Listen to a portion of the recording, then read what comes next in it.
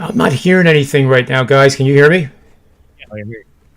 Yeah. I don't know if everybody in the audience can. Okay. All right. So, yeah, that was a weird way to introduce the show. But anyway, I guess technology isn't perfect. But welcome to the Predictive Playbook. And people who are in the chat room already know the name of the Predictive Playbook. So that's a waste of time for me to say that right now. But I'm pleased to be with my good friends and pals, Rob Veno of RobVenoSports.com, and also Tony Finn of WagerTalk.com. You can find him at Finn at WagerTalk. And Rob Veno can be found at Rob Veno Sports on the Twitter feed. So I'll start out with the negative news. And you know what? I know you guys agree with this, and I think it's important that every amateur and professional or new professional bettor needs to understand. Like, there's going to be days where you're going to be the hydrant and you always want to be the dog. And some days you're going to be the dog, and some weeks you're going to be the dog. But sometimes you get to, you just have just bad days, and that's all it is. I think we talked about it before. Some of us, I know Sports Memo told me that I was 57.5% against the spread over the last 700, and I think it was 80 plays now. So yesterday's bad results really don't hammer into that too much, but of course you don't want to go winless and lose your 5% bet on Arkansas, as I did. And the Arkansas game was pretty much done, both on the over and the side, certainly within the first 10 minutes. So I own up to that. It's about transparency, especially at Wager Talk and Sports Memo. I think anybody worth their salt can stand up and say, you know what, things didn't work out, but now I'm on to today. So let's move on to today. How you doing, Tony? Rob?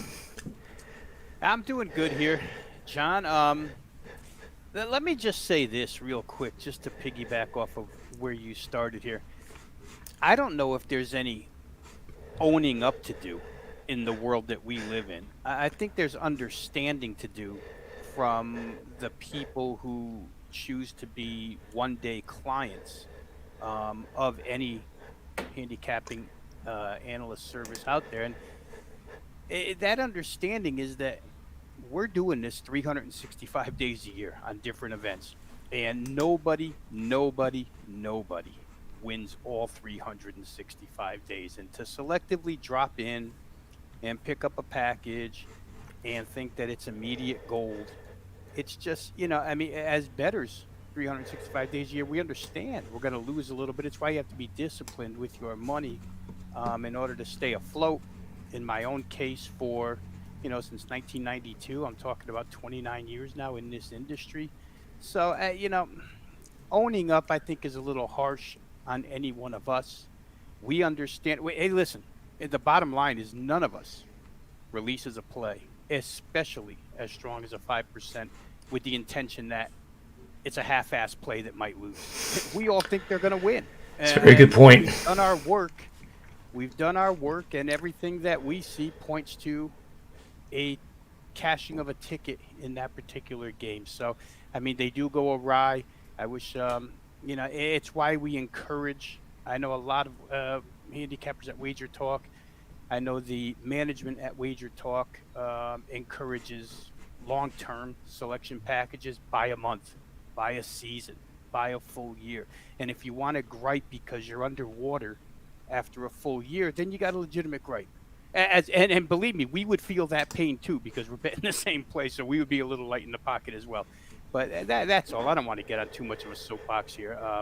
Anyway, for yesterday, guys, when we were last on the show and we talked about those games, I thought Gillespie his absence would be a problem. It turned out to be a real problem second half. Figured Houston had the best fundamental matchups of any team going yesterday. Certainly holding Syracuse to 46 points proved that Syracuse had no shot either on the boards or with their three-point shots. I wasn't all in on Loyola. I thought Oregon State had a fighting chance. They had more than a fighting chance. They come up winning. And we talked a lot about, in the Arkansas game, is 11 too much? Not that they wouldn't win, but is the 11 too much? Because I didn't think Oral Roberts would be in awe of them, and Max Asmus certainly the NBA player on the floor. I think we all knew that. So results what they were. I think for the most part, as we discussed them, we were onto the right things there for those who watched. Yeah, I agree. I'll take it a step further, and that is that in terms of the picks, the release of picks, the long term, short term, all those variables come into play. For me, even I'm transparent. I'll tell people all the time that I'm playing probabilities. So I'm not necessarily playing. I don't think. I know that every play I release has a chance to be a failure, because that's why they play the game. If we knew the results, and as you mentioned, I think it was yesterday or the day before, that we were Nostradamus, we wouldn't be on the show. We would have our own islands. Like I said, we would have our own islands, our own servants. And I even mentioned naked women serving me margaritas, which is the damn truth, by the way. No, that's not a fib. That's not a fairy tale. That is exactly what it would be. Huh? That's an ambition of yours, Tony. Well, I'm getting a little bit old for that to come to fruition, but I can still dream.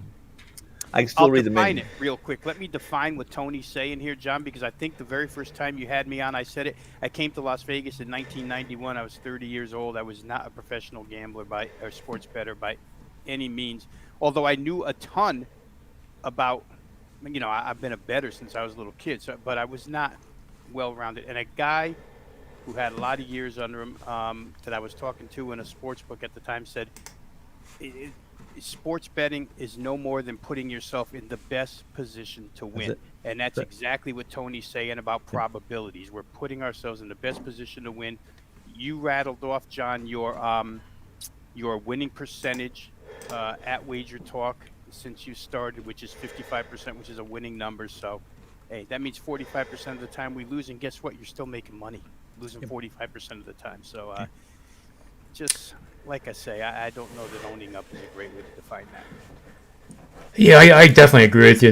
That is a much better way to describe one day, and you're absolutely right. It's got to be a commitment by someone to a month, a season, especially, and that's why the packages are structured the way they are, because they're cheaper the longer you go, and it makes the average cost per day go down in some cases down to. I know that one promo we did was like $1.82 a day, and to get all that like to say experience and professional knowledge of what this industry is all about. I think that's a pretty good deal. But let's move on to the Creighton Gonzaga game. It's at the intermission now, and I was hoping that this would be at the intermission when we started the show. So the first half, they did start out like gangbusters, and I saw the live total up as high as 174. It might have actually been higher at other places, but now we're at intermission and we're at 160.5, which is still, only 3 points ahead of the pregame line. But this game still, to me, feels like it's going to go over. Gonzaga already has 43 points. We talked in the last show yesterday about 87 being such a key number for Gonzaga, being that they're 8-0 this season when they score 87 or more to the over. And it also supports them to cover the spread. After all, they're up 10 now. Shouldn't take much more to cover 13.5 or even 14. How are you guys seeing the game? I saw this game. I was working, and I glanced over at my screen, and I looked at the score, and it was 25-27. And then I looked at the clock, and it was at 10:13, and I said, "My goodness gracious!" I've fiddled and faddled. I messed around. I wanted to play the over in this game desperately bad. I played. My numbers originally said the Zags were either going to win by 25 or this was going to be a close game. That's how this game was going to play out, and I said, "Boy, I don't do much of arm sharing games that are over and wishing and wondering and out loud, because that's a waste of time." But I said, "Wow, 50 points! Could we really see an NCAA game that got to 200? I don't know what the highest game ever is. So John, you can probably tell us, but that my first thought was, man, Creighton shooting lights. Just what we thought. We knew Creighton. That's the only way they could probably stay in the game. At least I did, and that was to fire away and hope that the Zags had a less than day from the field. That hasn't been the case, has it? They look like they're executing pretty well to me. You know, it's like another day in the office for them. Yeah, they're nothing fancy either, John. And you know, it's funny. I watch them. I see Timmy fall over like he's had too many tequilas. It looked like just like me about 1 o'clock in the morning. Sometimes just fell over, and it's like, and on the perimeter they run. They're not fast. They're not quick. They're not. They don't. You know, they don't dribble behind their back. They do nothing fancy. They just win. They just make buckets, and they just win. They're so technically sound, like you guys we've talked about many times. This is never going to go down as one of the most athletic NBA-loaded championship teams if they win. It will be one of those teams that just plays basketball the way it's supposed to be played, or at least plays it better than who's in front of them. So, I looked up the result for the highest game, and this goes back to 2005. Mm-hmm. And it would be amazing trivia question if somebody actually was able to actually say it. I mean, you would think off the top of your head you should know the highest scoring game ever. I don't. But it was March 28th of 2019. That was like 100 years ago. But go ahead. It feels like it, and it was a Thursday. Purdue was playing Tennessee. Final score was 99-94 in favor of Purdue. Purdue was a 1.5 point line. And I could be wrong, and tell me if I am. I remember this game being like an 8-9 seed, too. And it's funny, I don't even remember this game. But then that doesn't surprise me. But what surprised me is that Purdue could possibly have any team. Painter could have a team that scored 90-some points. And that Tennessee, because we only remember what we saw yesterday or something, but this Tennessee team, you need like 3 games for them to score 90 points. This Tennessee offense right now. It did go overtime. I can't tell you yeah. how many overtimes, but it did go overtime. Okay. I just out of curiosity, let me type in non-overtime games. Where Carson Edwards was on the team, and Carson Edwards probably went off. Yep, probably so. Just date-wise, it's got to be, right, and score-wise. Yeah. And while John's looking that up real quick here on the first half of that Gonzaga game, Tone, I'm with you. First 10 minutes of that game, you said the 10-13 mark. They actually got one more bucket, 54 points in the first 10 minutes. Right. And it makes you laugh sometimes when you know what all the numbers are and you see the way games progress. The first half total was 75. And it's almost as if the guys who bet under said, hold up, turn that thing off because it's getting way too close. This is out of control. And you know what? It winds up 76. They scored 22 points in the last 10. So how do you go from 54 points in 10 minutes to 22 points in the next 10 minutes where 7-footers can't make layups, where nobody can make free throws, where teams that didn't turn it over are turning it over? Like you said, Tone, there was a play where Drew Timme looked like somebody pulled the chair out from underneath him and he fell down. And it's just crazy. That's a 32-point gap. Yeah. In a 10-minute span where the teams aren't even tired yet, really. It's only 10 minutes into the game. You're right. It's absolutely crazy, and it's what makes people say stuff like, oh, those Las Vegas odds makers, boy, they know exactly what they're doing, man. They know 75, 76. Wow. It is crazy. But we'll see what the second half brings. I think second half total opened 82.5. I do see some 83s out there now, but there are still 82.5s available. You know, you guys, yesterday I had an over. I really liked an over. It was more of a situational over because right now there's too many question marks about new player personnel, et cetera. But I had the over in the Bulls Spurs, and the Bulls scored 39 points in the first half, and this game still goes over the total. Wow. You know, it was only 219. I think it opened at 220, but I got it about 219, and they scored 53 points in the first quarter. The second quarter, the Bulls scored 20 and 19, 39 points in the first half. Final score, this went over because of what San Antonio, because Chicago didn't play any defense. But San Antonio scores 120, 104. I go with the total with 39 points from Chicago. And if I told you guys that yesterday, and I said, listen, I'll give you I'll sell this ticket to you right now for 20 cents on the dollar on my over, you probably wouldn't have taken it. Right. Yeah. Absolutely right.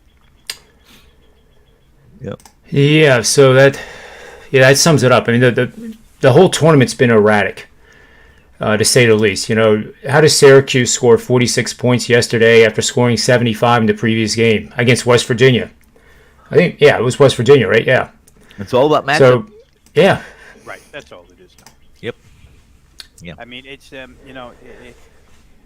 historical numbers are great to an extent, but when I see those historical trends, I don't have any context to put with those numbers. I don't know who was involved in the game, who might have been in foul trouble, what happened, and when you just size up these matchups, for instance, in that Houston game, I mean, it was fairly obvious that Houston's 4 guards could, put the bullseye on Buddy Boeheim and not necessarily, I don't want to say shut him out, but certainly contain him. And we knew that Syracuse wasn't going to get any boards, and they weren't going to get any defensive boards, so they couldn't change up the pace by running, so they didn't have to face the half-court offense. Result is 46 points. I don't think you predict 46 points, but you can easily predict under 140 and a half in that situation. Yeah. And that came through with flying colors. I had the under in that game. Yeah, I really, and you had I to, never right? sweat that one. Right. West Virginia, not necessarily the same defensive team that Bob Huggins has had, so Syracuse lighting them up. We saw a multitude of teams light them up for points this year, so that's understandable. It's when the head-scratching stuff happens that you kind of think, wow, how in God's green earth did that happen? For instance, well, I don't know. You guys tell me. I mean, Oregon State has been a tremendous three-point defense as of late, and Loyola couldn't make a three to save their necks yesterday. Oregon State made one burst towards the end of the first half, and really never gave it away. Never, ever gave it away. I mean, at the end it got a little bit close, but Loyola, when opportunity presented itself, I don't know if they were fatigued or if they were frustrated. They really couldn't get over that hump. And onward march for Oregon State onto the Elite Eight. Yeah, and in truth, I haven't. I kind of have intentionally stayed away from looking at the numbers tomorrow or doing any. I want to do it after the show today. I was going to do it this afternoon, and while I was watching some other ones, but Oregon State has. Listen. I have dogged them. I've said they're not a good team. 100 times I've said that on shows now between last week or the beginning of the tournament and today. And here they are in the Elite Eight.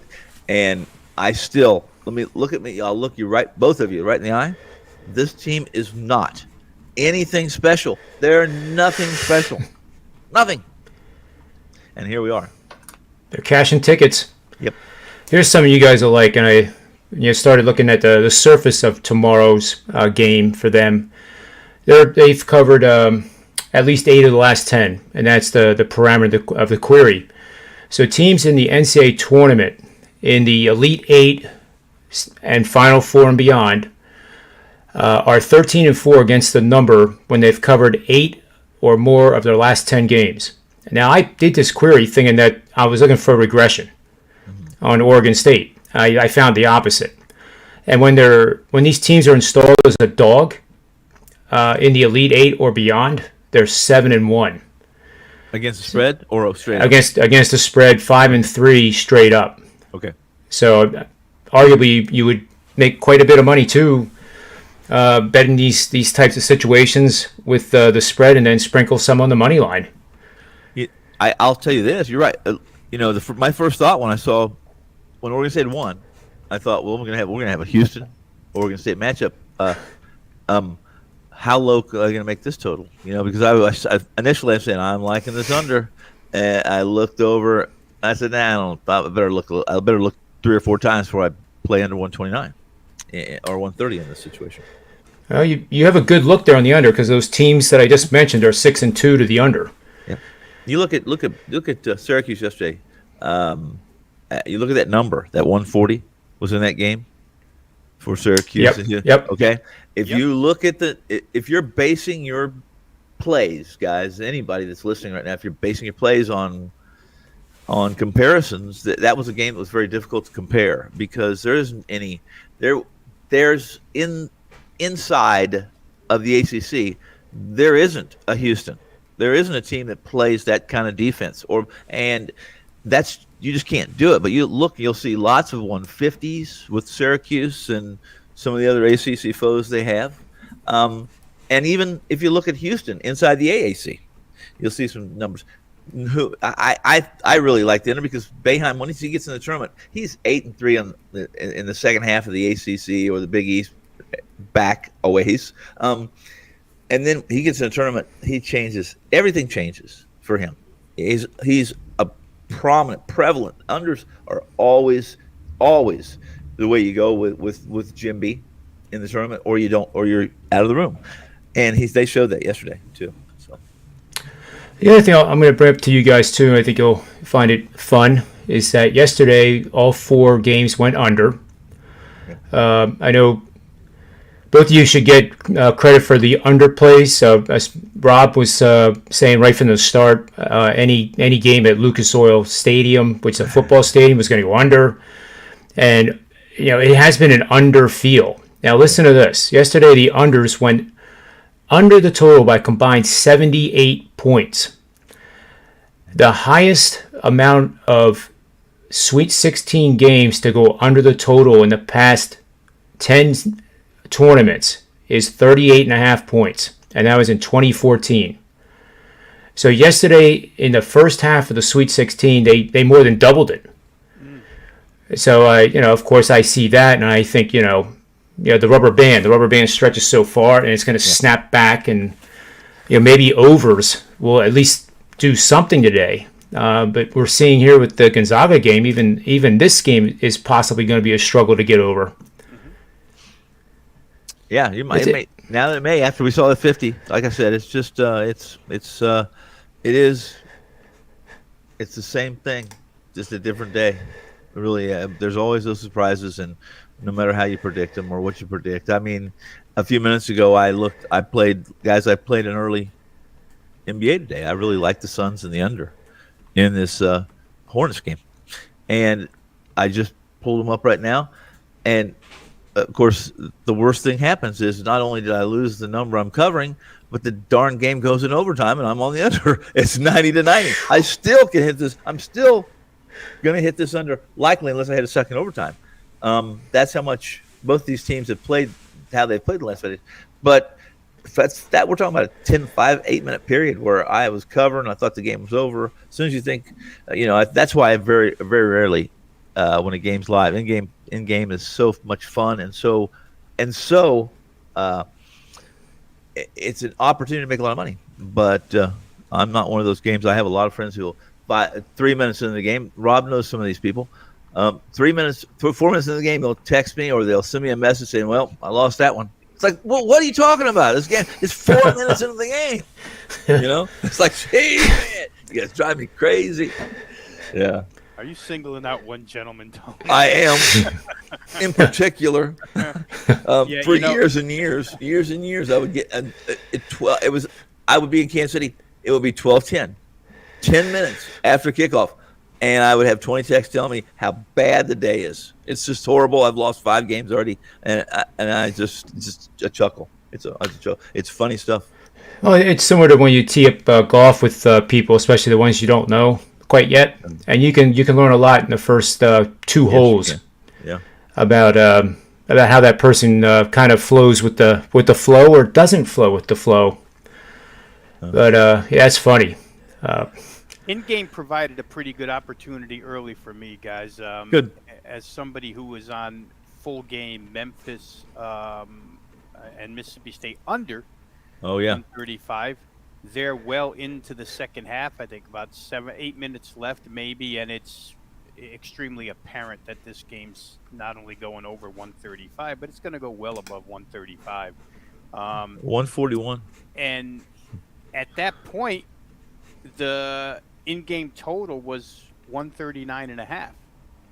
So I go ahead and I play over 139.5, and I get a very, very, very late basket out of Yep. Mississippi State against the Memphis Reserves to All get right. that thing over. But it wasn't quite as easy as it looked Yes, of it was course going not. to be, but it did. I was just shocked that the number itself that was given to me was only 4.5 points better than the Yeah. closing total when just sheer mathematics showed you that, or would tell you that the game should have gone 150 or better. But again, faucet shut off, and all of a Yeah. sudden nobody could score, and Memphis is not the best free throw shooting team in the nation.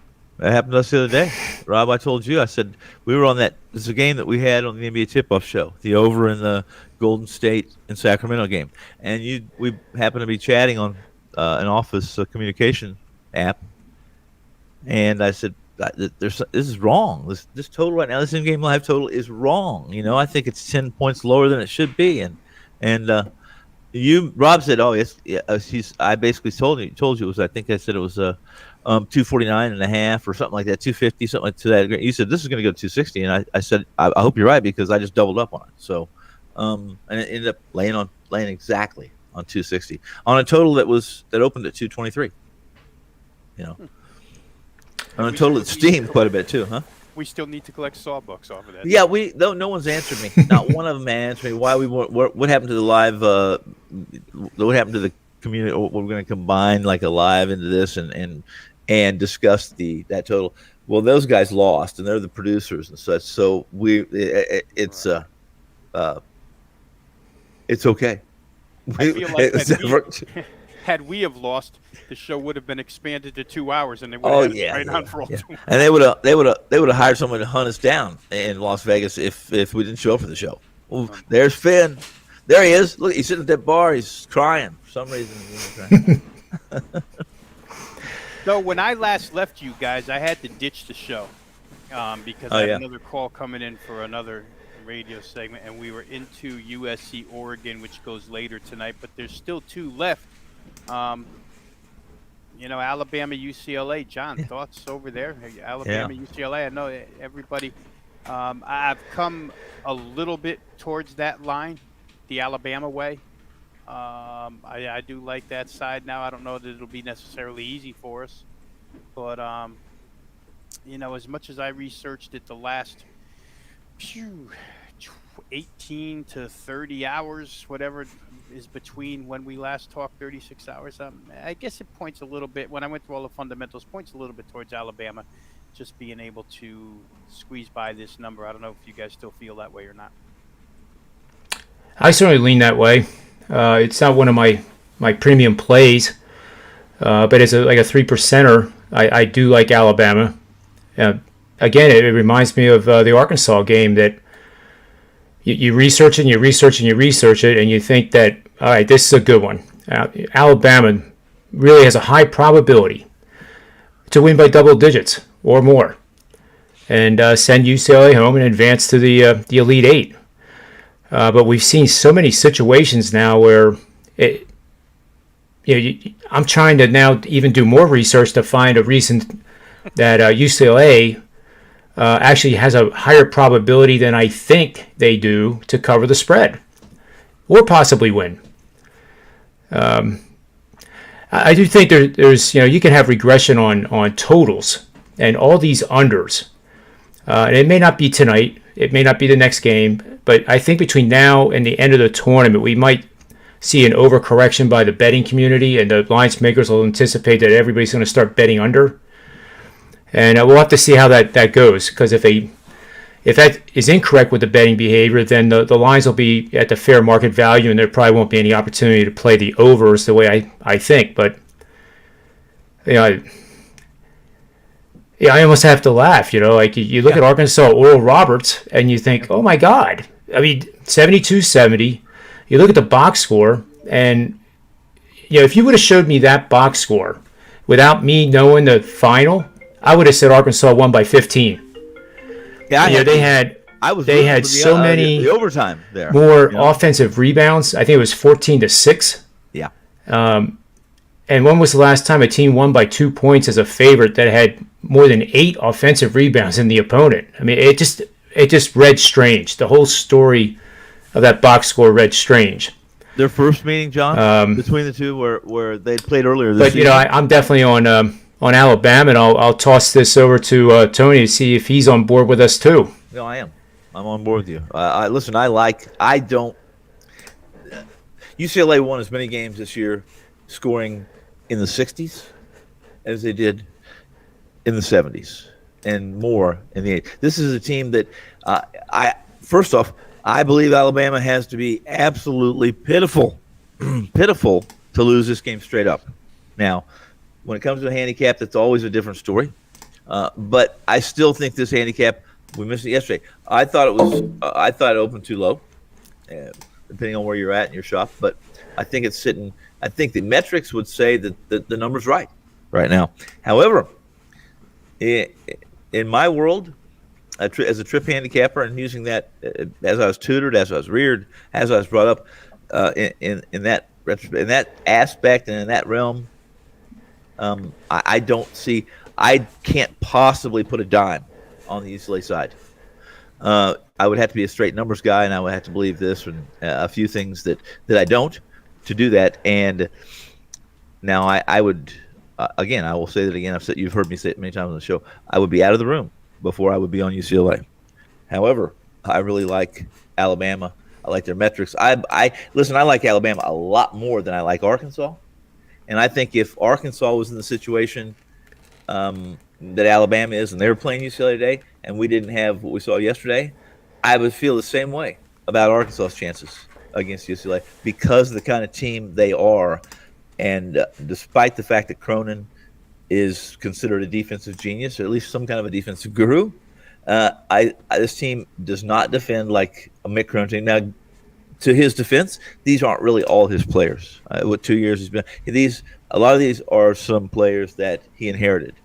I think you're going to see a much different UCLA 2 years from now, as long as Mick Cronin's still there. Today, in this game, Alabama has a much better chance of winning this game by 30 than they do of losing this game, in my opinion. So when I think that way, I feel that way.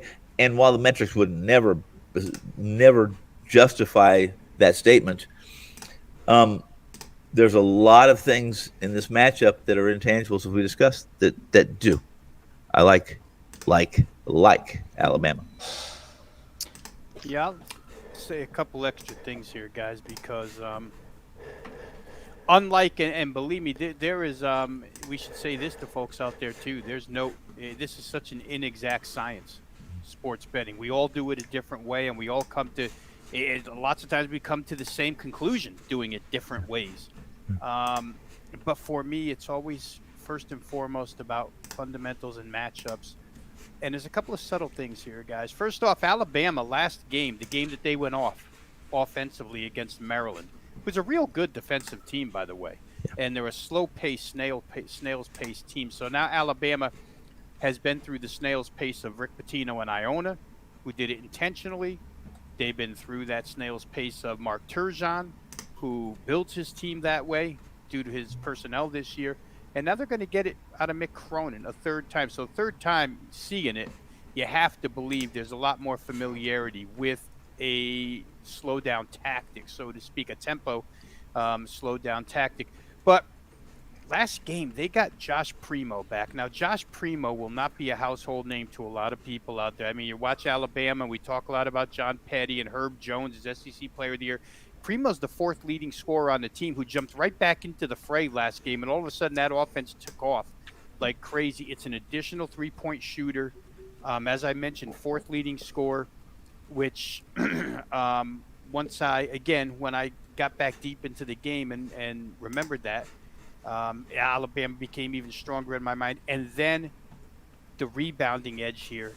Guys, UCLA got off their first couple of games and lost rebounding, in one case badly. But the first two opponents were certainly better rebounding teams in Michigan State, and help me with the second team they beat here, guys. I'm forgetting now who they beat the second game. But the first two Ohio? games, No. both better than than Abilene Christian, which is a small team, and UCLA wins the boards against Abilene Christian. They're not going to win the boards against Alabama. BYU, by the way. BYU. There you go. Yeah. And they got beat in both of those games on the boards pretty soundly by Michigan State and BYU. And Alabama is more reminiscent of those two teams, or more. They look more like those two teams, not reminiscent. Yes. Than Abilene Christian does. So the Abilene Christian rebounding advantage probably an aberration. It's not going to happen here today, in my estimation. And you add Primo into that offense, which is already explosive enough. Never mind having all their parts back now. Mick Cronin may get tempo for a little bit. Nate Oates is going to get tempo for a little bit. And I'm just fearful of the Alabama spurt if I'm UCLA. That quick come out of left field. And in fact, I think Mick Cronin said this, guys. I saw him on an interview where he said, the one thing I told my players, we cannot allow back-to-back threes. He said if they hit back-to-back threes, boom, it's a run, and boom, we're in trouble. And I could see it happening. I really could. As Tony mentioned, they don't defend it brilliantly, the three-point arc.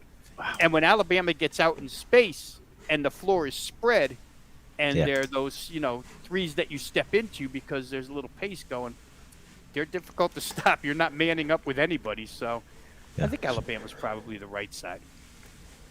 I hope you're right. I believe you're right. Their defense, too, we didn't even mention, but their defense is tremendous. I think number 3 overall in the nation, Ken Palm efficiency numbers, and when they want to put the clamps on, they put the clamps on. The other game, guys, tonight, USC, Oregon, real quick. One thing I found, I don't know if you guys had read this or not, but I didn't realize that there was such a feud between these two teams. Not Evan Mobley, but Big Brother Mobley called out Oregon over the weekend and basically said they stole the Pac-12 title from us because they did not play all of their games. And I think Oregon finished with a 14-4 record, and the other side finished 15-5. And because 14-4 has a higher percentage, Oregon was given the Pac-12 title, but they had 2 coronavirus games that they didn't make up. And so Isaiah Mobley took this opportunity to tell everybody that UCLA is the better team, that Oregon stole our trophy, our award, and we're going to see a pretty good Oregon. Dana Altman, Tony, you've talked about Dana Altman a lot. We should talk about Dana Altman.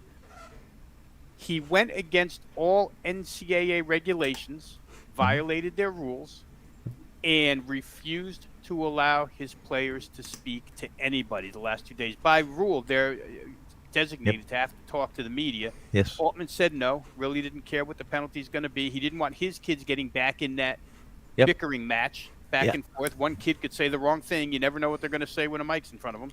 And so this is going to be interesting here because Oregon, we went back to their first game the last time we talked, right? Their initial meeting, 72-58 USC. USC starts the game on a 20-1 run. Yep. And after that, I think the game, it was almost even. Oregon obviously had a little bit of an edge there scoring-wise towards the end of the game. But they didn't shoot threes well.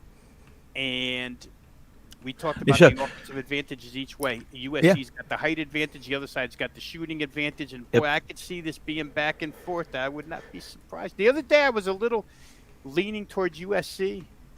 Today I'm not leaning any which way, but I wouldn't be surprised. That game hit 130 points, 72-58, with Oregon basically not showing up for the first 10 minutes, 1 point. They make a few threes here, guys. It's going to be a different story. I agree. I mean, first off, also, let's note Mobley seems to, one of the other brothers, they always seem to have something going on that adds some drama to the game, which I find it's okay. I'm okay with all that, I really am. Sometimes it adds some entertainment value to a game that may not entertain us in any way, shape, or form. So, well, I've been watching the total here in the Creighton game. I'm dying to get 147 or less, and it gets close and then it bounces off. I feel like I'm watching crude oil trade in the marketplace. To be honest with you, I'm a little not frustrated, but it's 154.5 now, and they've definitely picked up the pace. And by the way, they were scoring in the beginning of the game at almost 7.5 points a minute. So to get to 200, that's like 230 pace. Yeah. So it wasn't surprising that it slowed down, but I think one of you guys said how, I think Rob said how much it slowed down. Like it just hit the brakes, and all of a sudden it became, the games we were watching yesterday. Yeah. But anyway, didn't mean to get off track there. Just wanted to point it out, but I'm going to keep watching it just in case it dips down again, but I don't think it will. We're more likely to go to 160, 165 now, I think, than 147. But it was worth a look. I was trying to get a live bet in here, for everybody to see that it can be done. Now I think if things have played out as we've, this was a game that I didn't think was very difficult. I thought the probability was pretty high that this is exactly how it played out. Maybe I thought maybe Creighton would be a little more competitive in this. I thought they would have more than 47 points at the 30-minute mark. That's for certain. Here's something to talk about too, and then we'll get back to the last game there. What do you think the consecutive points high is for this game? In other words, how many points did Gonzaga score without an answer? How many points did Creighton score without an answer? And the clue is that both teams have the same number. I think that's a clue. Well, it has the same number? Well, probably consecutive points before the opponent scored against it. That would probably be a 6 or something. Yeah.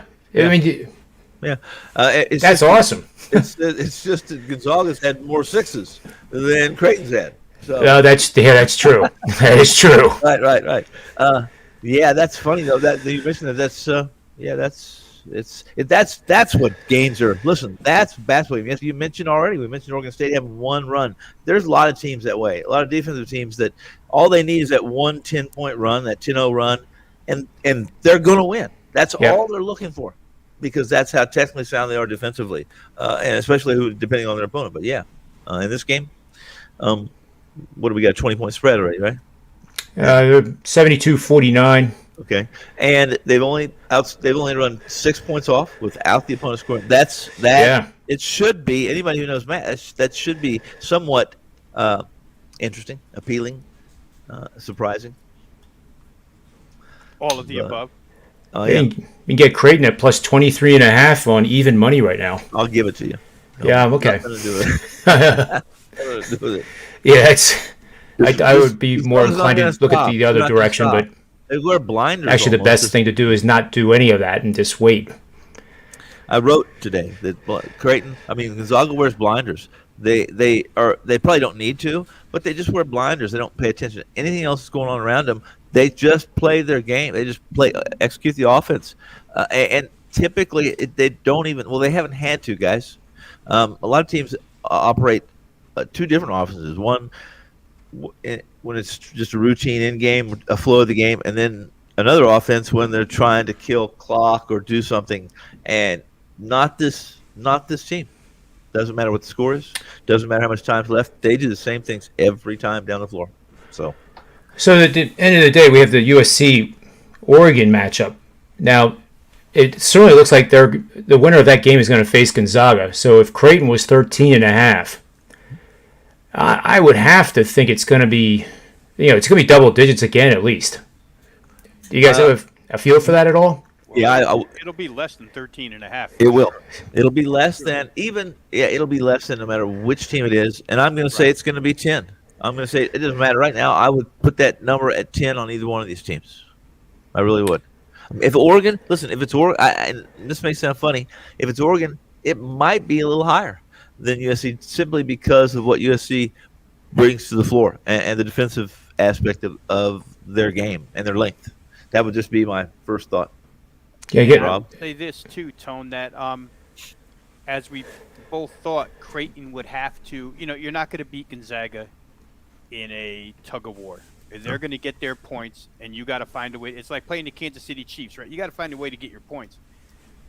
I think Oregon's better than Creighton is at that open floor game. I mean, we saw it at its highest example against Iowa when that game was, made well known by Iowa that we're going to play this thing 94 feet and can you go with us? Not only did they go with them, they went past them. And Gonzaga's not afraid of anybody in a 94-foot high-tempo game. And Oregon is better at that than Creighton is. Oregon's got more shooters. Oregon's got more speed. Oregon's got more ability to get fouled on a drive. It's so to me, Oregon's not that they're going to win, but they're a better matchup than Creighton is. Oh, yeah. And USC, on the other hand, boy, oh boy, what a contrast in styles that would Oh, be. yeah. And I will say this, not to, and this is not anything, I'm not trying to denigrate Creighton or McDermott. But I trust Altman to make the right adjustments much more than I do McDermott. That's just what Altman, he's done his whole career. That's why he went from Creighton to Oregon, and it was a job that Creighton has a rich tradition, but it's Oregon. You're in the Pac-12. You're out of the Missouri Valley, and that at that time was Missouri Valley, is where Altman made his name.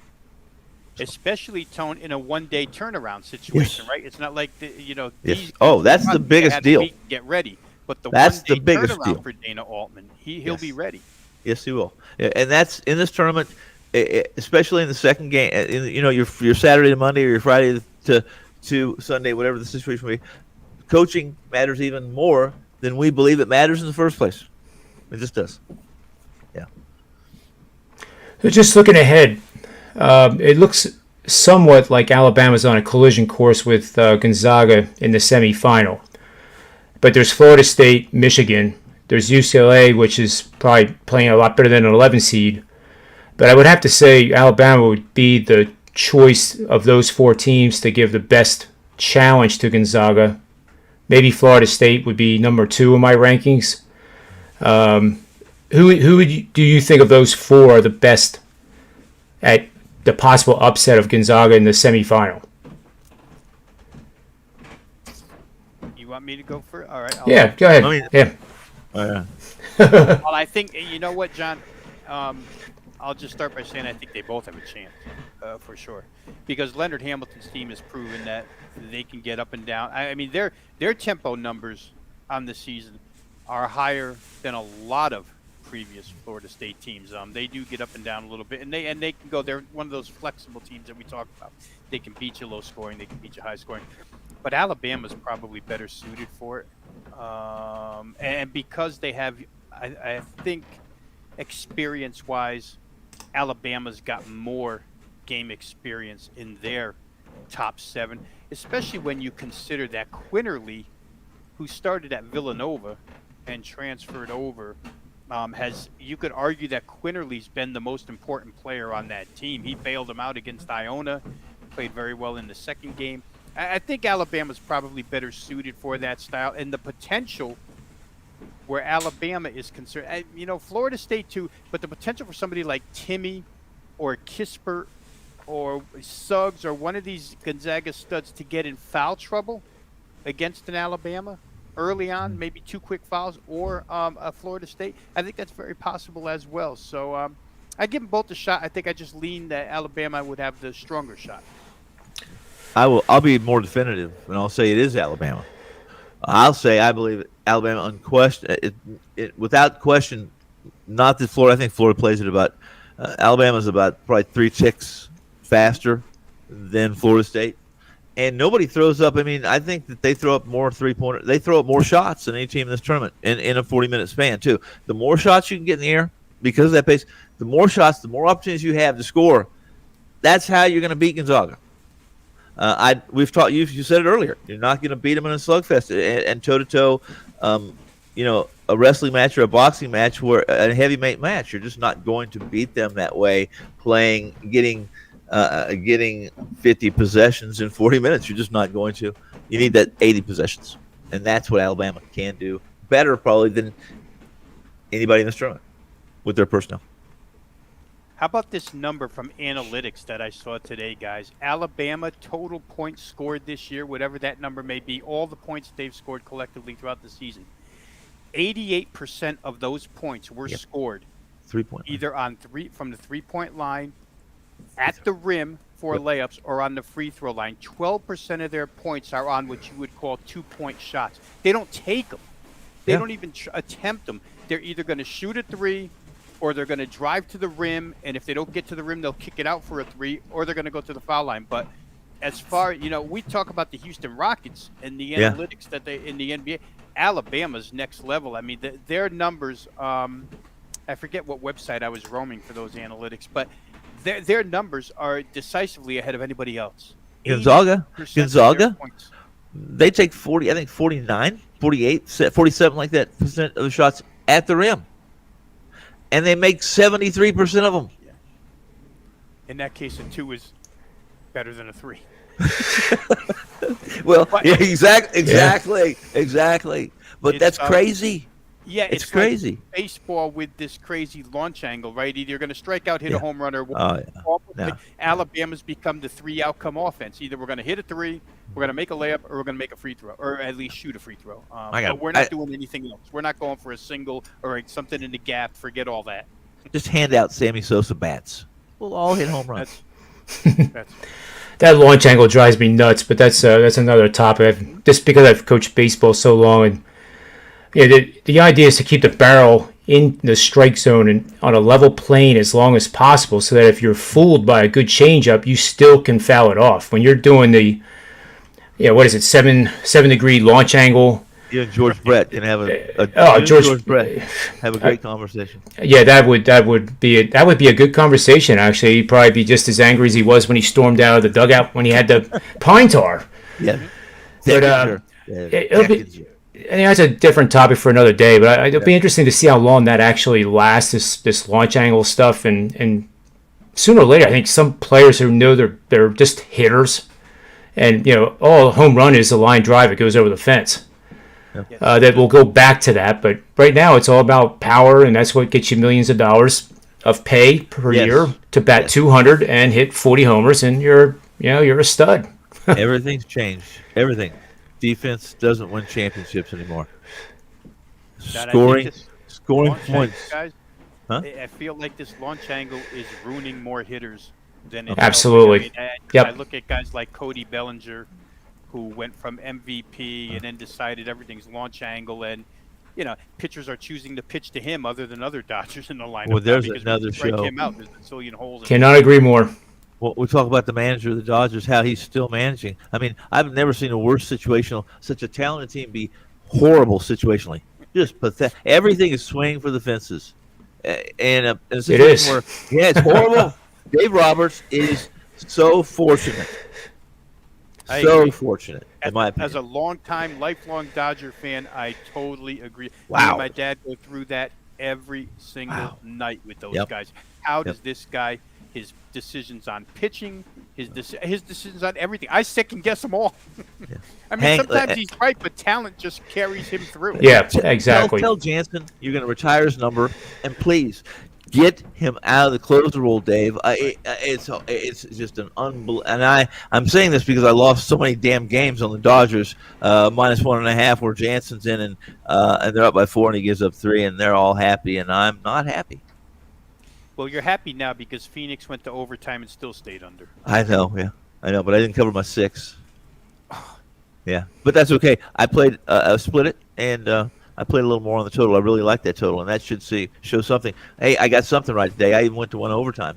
I think that might have gone to 2 overtimes and still come in under. So, I'll see that. I think you ought to get paid like double or triple if you bet under and it goes overtime twice and you still win. I think you should get some kind of bonus. Here's what I think. Where's the 3-way play? Where's the 3-way bet in basketball? Damn overtime. Because I'm an under guy. I'm one of those. I was taught this. Unders, you look for unders first and foremost because you're the winner before the game starts. They have to beat you. And that damn overtime is, especially in college football, guys. Come on, it's the worst beat in the world. I've seen a 3-3 game. I've seen a 3-3 game go over the total of 50 in college football, and that's not right, brother. That's not right. Yeah, there was one with I think it was Middle Tennessee State, and the total was like 57. And it was a very low-scoring game. So I remember playing the total at 24.5 points, and by the end of the game, it almost went over, and it did go overtime. Overtime, if you have the under, it's almost like don't even watch. No, I agree. And if you have the over, your prayers are answered. That's right. That's true. And yesterday, I was hoping that Arkansas was not going to make that.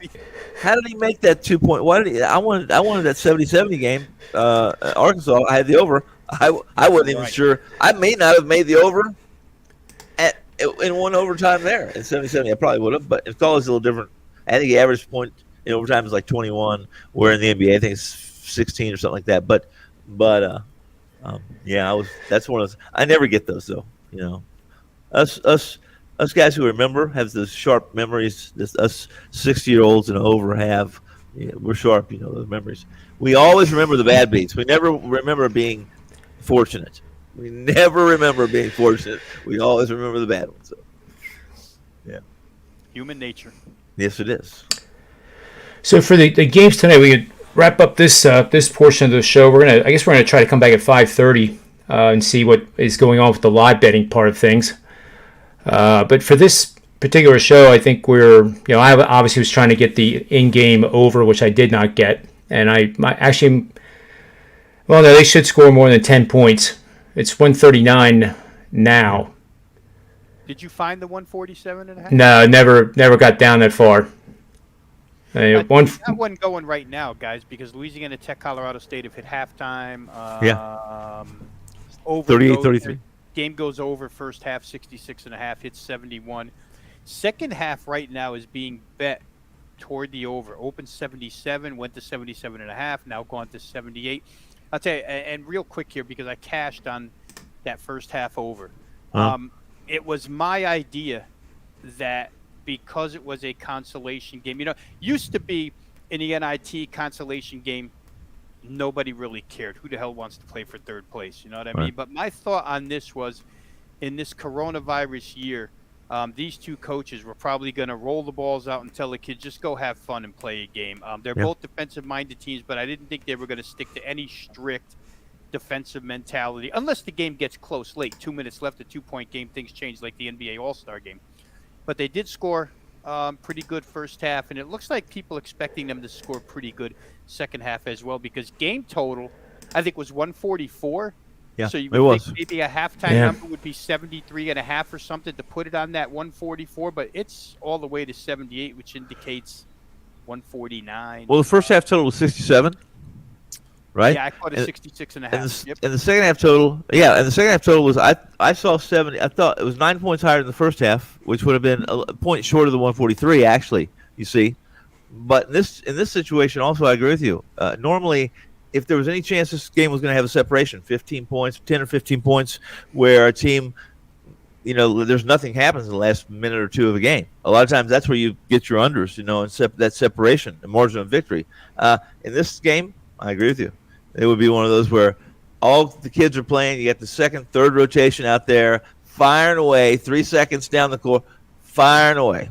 Now, doesn't mean they're going to make them, but as soon as you see them leave the hands, as the guy who's on the under, you're cringing, It's like, oh, I can't look, Different circumstances this year. I just feel like these guys wanted to play basketball so bad, and they've had so many coronavirus pauses. Here you go. Just roll them out there and let them have one game for fun. Go up and down, see what you can do.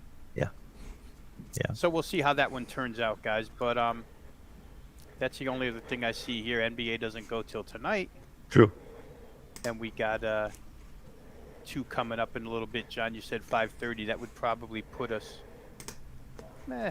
mid to late first half of the Florida State-Michigan game. Yeah, that's what I was hoping, just to just talk about the in-game, any betting strategies that may be appearing in that game as well. Sure. I use MGM for the live betting. I've found that to be pretty good because you want to have multiple books pre-flop so you can get the best market price. But when you're in-game, you can't be going tab to tab trying to compare prices. But MGM also puts out props. In-game props? Well, I haven't seen any of those yet, but these are like NCAA parlays. Like, here's one: Michigan and UCLA both win. You get plus 500. Alabama and FSU both win, plus 200. Right. Oregon, FSU both win, plus 400. I sometimes look at those and I almost contrarianly in my mind think like, oh, which team are they, lopsided in the book perhaps? Well, I know it's probably not true, but I would just look at the money lines. What are the money lines on those teams? And then then you just do your math in that situation too as well. If it's just a win situation, you do if bets. If I'm going to get more on my if bet, then I don't have to play the parlay. But if a parlay is showing me a significant more profit, then I'm all in. Absolutely. Well, these have been. I've done that, and when they offer them, they're actually giving you a good deal. Like in other words, Michigan UCLA is plus 500. So if you look at the money lines here, Right. Michigan is minus 145. That's what I said, right? It's Michigan, UCLA wins. So minus 145, and UCLA is plus 240. Okay. So that in my head comes out to about 340 or 350. Yeah. That's what I would be. The guy that I spent my younger years, my grandfather would have broke out his belt and whipped me had I played that parlay before checking the money lines. He'd have beat me, and he'd done it lovingly. Would have been a loving beating. Yeah. But it looks like to me, I want Creighton in that 23. By the way, can I have it now? I guess that would have been a good bet. Yeah. Well, there's 21 seconds left that I see, and it's 20 points. So we'll Holy see. shit, and it's on 146. That 147 not appearing might have saved you, John. Hey. Yeah, it's true. 148 might have been a loser. Oh, were you going to be on the under? No, I would have been over. I would have been looking to take over 147 and. But you're right. I don't have the screen up. I just have the live odds board up. So I'm just seeing numbers. I don't know what the situation is. I don't know who had the ball. I don't know. 21 seconds are left. It's frozen there. Is there a timeout? I didn't bring it up. So typically I'll get some a reaction before that. Again, it shows you how crazy basketball is. Creighton scores 24 points in the first 10 minutes. They score 39 in the next 30. Crazy. Well, that's crazy. I mean, it's at the 10-minute mark. That's hard. How much did they score in the first half? What did they have in the first half? At halftime, what was it? Did they make 30 in the first half? They I think had so. to. It was 43, yeah, 33. Yeah, 33 or something like that. Well, yeah. Remember when there was 10 minutes left in the game, and I said Creighton has 47 points. They had 47 points in the first 10 minutes of the game, didn't they? that speaks to if you don't know the Jekyll and Hyde DNA or MO of this Creighton team, that's them. That's them. That's the team that destroyed Villanova one Saturday and scored 48 points against Georgetown the next, right, or something like that. That is who Creighton is. And that's hard to assess, estimate, back, put money on. It's difficult for me to do such. I need some consistency, or my equations do not work in any way, shape, or form. Yeah, their consistency at scoring points comes when they're in Omaha. Otherwise, you get them out of Omaha, and I mean, I fell for it today. I thought Gonzaga would get their way to 90. They did somewhat of their job, but I certainly thought Creighton was going to score 70 points against this team, and it just doesn't even happen. Well, I'm certain. I'm glad I wasn't around my phone when I saw the first 10 minutes, because I may have. I should say I wish I was, because at 50 in the first 10 minutes, guys, I probably would have been. I probably wouldn't even looked at anything. I would have just said, "Listen, regression. Even in a 40-minute game, there's some regression. I'm under." Because that total had to be, as you mentioned, John, was pretty high at that point in time for a college game. Yeah, I think like you guys know I do a lot of apps with Python and stuff, and one really sticks out to me is measuring the amount of scoring per minute. And when you go 5 minutes at a pace of, say, 6.5, you want to be thinking about doing that in-game under. Yeah. Absolutely. And then possibly buying it back somehow, because that's also a flow. It's not just like 10 points by one team, and then you bet the other team. That's the beauty of that in-game live is that, especially the swings in the NBA. The swings they're volatile beyond measure, man. Wow. Yep. Yeah, it's almost like the scoring per rate per minute. You would buy the over if it goes 5 minutes at a level of 3.5, say in the NBA, and then of course you would bet under if it was approaching 8, and. That seems to work, but then you have to sit here and watch it, and you can only watch one game. But I actually tried to create a part of that program would log into my accounts and just automatically bet it, which I realize is quite that would be dangerous. I have to be tested and tested and tested, but it won't. they don't let you use a bot to log in. They can recognize somehow right away that you're not a human, you're logging in, and it doesn't even let you get that far. But it would be nice just to pick like the highest total game, knowing that that's probably going to be the most volatile, and see what happens. Yeah. By the way, 2 free throws. What happened for those 2 points at the 24-second mark we were talking about? Froze. Yeah. I just went to look at the play-by-play, and Antoine Jones made both free throws and put it at 148. So here's a great example of the probabilities. We talked about Gonzaga under my machine learning stuff, that 80% probability, actually it was an 82% probability they would score 81 or more. Right. They did, but we lost the over. Yep. So even when you get what you want, sometimes it doesn't win. But more times than not, I will say that usually when I get situations like that, they win. Goes back to what we said right at the outset, guys. Yep. And we're putting ourselves in the best position to win. That's it. It doesn't always happen. But you got to be prepared for that. You got to be able to live with that. If you can't live with that, you're out of this business in 3 seconds. Boom. Yeah. Yeah. You Yeah, know? no, that would be my first. Anybody who's gets too high or too low, is not cut out for this at all. I never get very high or very low. If you're that person, if you're, I don't want to use the word. Maybe I can use it. If you're manic, depressive, that's probably not. This is probably not the hobby for you. You know.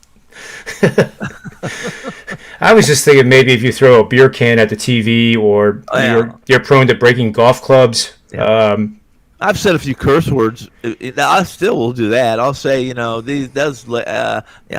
make some nasty slurs, and then I'm over it. That's all there is to it. I'm over it. But it's only to yourself. Of course. I might say it out loud, but I didn't mean to. Right. Yeah.